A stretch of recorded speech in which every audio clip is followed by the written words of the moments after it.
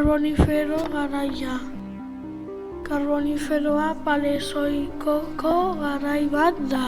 Orain dela 360 milioi eta 300 milioi urte artekoa.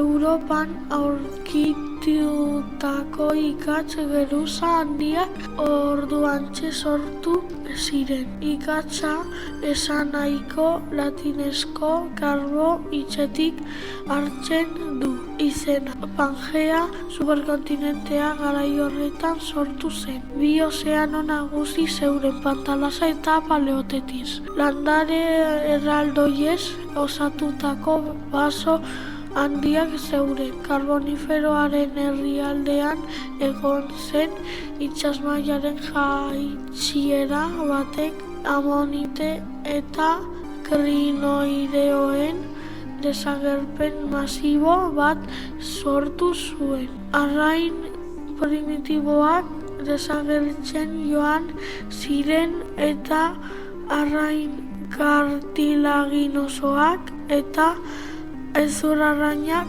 zabaldu ziren. Insektuak eta anfibioak ziren nagusi lehorrean. Anfibioak lehorra konkistatu zuten eta narrastiak izateko bilakaera hasi zuten.